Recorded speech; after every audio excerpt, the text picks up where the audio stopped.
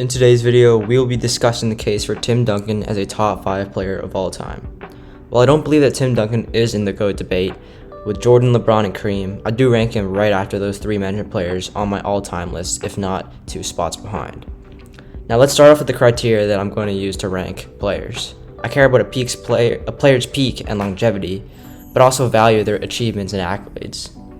While you don't see Duncan's name brought up when talking about some of the greatest peaks of all time, you can certainly argue that he had an extremely underrated peak and is up there for one of the greatest peaks of all time. Duncan's best season was probably his 01-02 NBA season.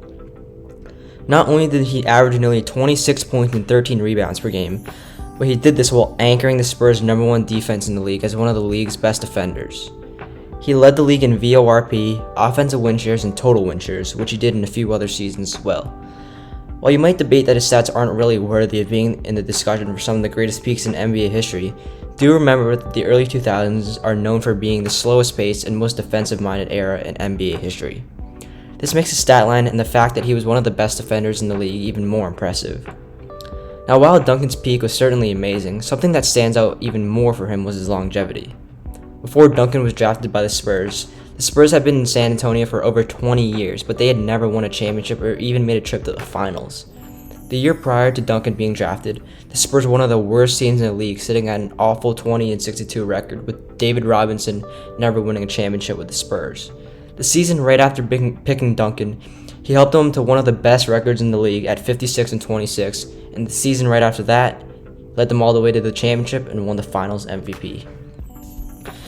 Duncan ended up maintaining this excellence and helped the Spurs become one of the greatest dynasties in NBA history for the next 15 to 20 years. After Duncan retired, the Spurs really haven't seen the same success they saw during his playing days. In his 19 seasons with the Spurs, Duncan stayed absolutely elite on the defensive side for every single year he was in the league, from season 1 through season 19, and he was impressive on the offensive side up until his retirement as well. While he wasn't known as an offensive player, he is still 16th all-time for points scored, is 11th in offensive rebounding. And more on the defensive side, he's also 5th all-time in blocks, 3rd all-time in defensive rebounds, and 6th all-time in total rebounds.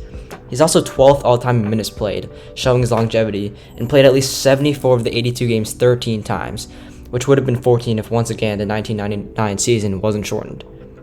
This really highlights how durable he was as a 6'11 power forward. During his long career, Duncan made 15 all-defensive teams, the most in NBA history, as well as 15 all-NBA teams. He's probably the greatest defender in NBA history to never win a Defensive Player of the Year, although you can argue for someone else too, like Scottie Pippen. Looking at his resume, you can certainly see the type of winner Duncan was.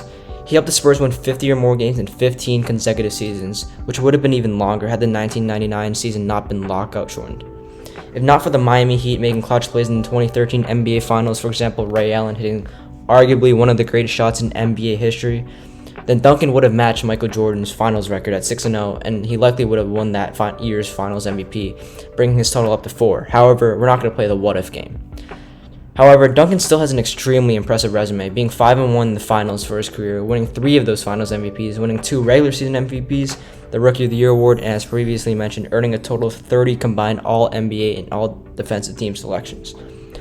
With all that being said, Duncan's resume is extremely underrated, much due to his quiet and laid-back personality. To me, it's crazy that many people don't have Duncan in their top 7 at worst, and it really puts into perspective the effects of a public image and personality has on a player. Let me know what you guys think in the comments below.